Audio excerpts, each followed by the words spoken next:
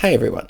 Today's video has 3 points and you're going to want to stick around because the third point is a secret as to the absolute most important question you need to have answered, which I myself did not answer when I got started writing and publishing books. So the topic we're hitting today is 3 questions to ask before writing a book. By the end of this video, you're going to know exactly what those 3 questions are and the importance of them. You're going to have the steps to get the correct answers to these exact questions, and you're going to feel great that you're not making mistakes that so many writers make that are in your position when first writing a book. So, this is Chris Baird from selfpublishingmadeeasynow.com, where self-publishing doesn't have to be so hard. Hit the subscribe button if you'd like for me to make more videos like this one, and check out below in the description to grab a copy of my absolutely free self-publishing checklist to make sure that you are not skipping any of the steps necessary to not only self-publish your book, but also get it to sell. So, from my own story, when I put out my very first book, the only question I asked myself was, well, what do I know about? Well, the answer is I started with a goal achievement book. And I thought, well, this is my very first book.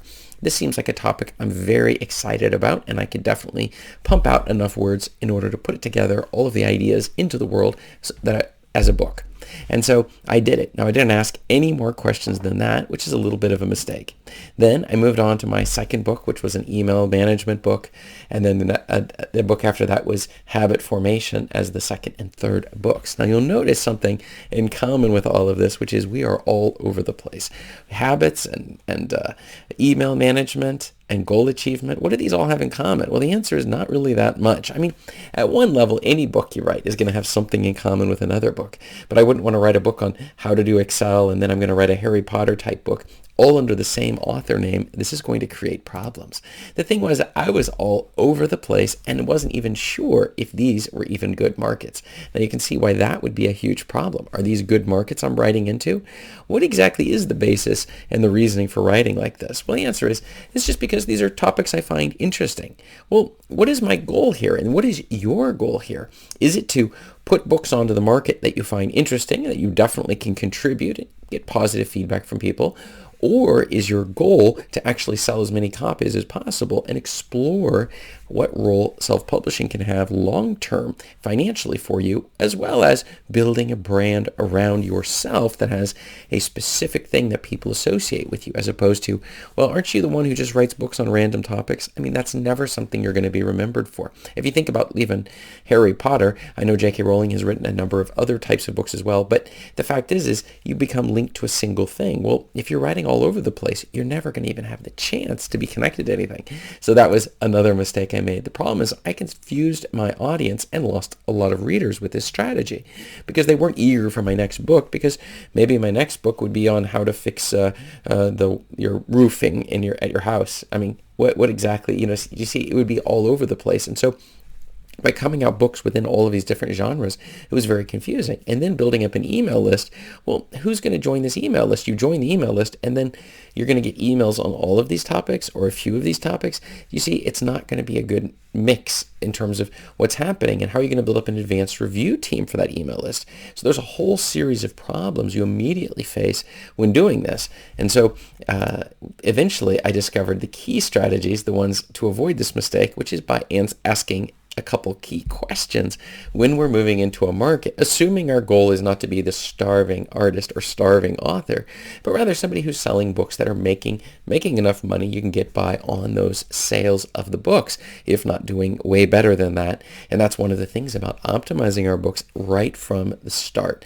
Now, I do need to say, because I don't think I wrote it down here, it's that if you've made these mistakes, like I've made these mistakes, you definitely should not redo your books or take your books off the market. The thing is that we learn as we go. We're going to make mistakes, and we need to learn and grow from these mistakes so that our future books are not violating these rules. And every little endeavor that I do, everything I do, even from creating YouTube videos and all of this, is continually making mistakes and then trying to identify those mistakes, correcting it for the next time, and then the next time it's that much better. And that's a key issue here. And that's something I like to do as opposed to some of the fake gurus within the self-publishing industry. It's that I like to have complete transparency. I like you to know exactly the struggles that we're dealing with, both as an author, as a publisher, as all of these different roles, YouTube creator, that we make mistakes, we learn from them, we grow, we share.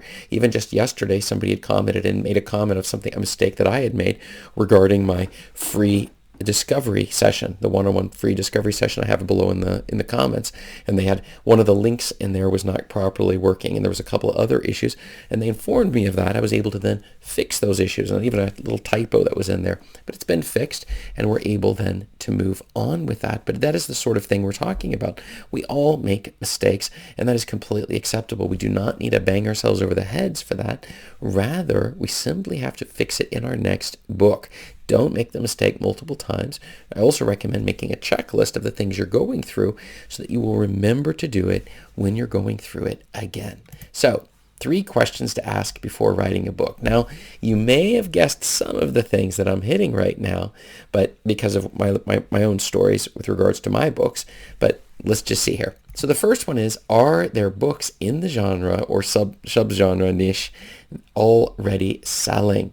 So we need to know that there's actual sales going on for the books you're going to write on. So writing on a book on goal achievement, I can check and see there actually are books that are selling on that. People are interested in reading books on that subject. One of the problems, though, is that there can be books for which people are not interested at all. One of the categories where this falls under would be things for which magazines already cover it. So I remember somebody was commenting, I forgot what it was, whether it was motorcycles or something, but people are more interested in getting magazines on that particular topic, or knitting perhaps, and then getting a book on the topic. And one way that we can verify is by using a tool. KDSpy is my number one go-to tool for this. You can check out my affiliate link below in the description. And this is the tool I use personally, where you type in the keyword of the niche that you're thinking of going into, and then it will pull up a list of all of the top sellers in that book for that keyword of the searches. And then we want to see how many of those books are in the top 100,000. And we're wanting to see a lot of them. If we don't see any books showing in the top 100,000, or rather in the top million or something, then this is probably a terrible niche to be in. One of my coaching clients the last couple of months was dealing with this exact subject, where we're dealing with a particular theme, and then the question was, we did the search using KDSpy and found, well, there's not that many books.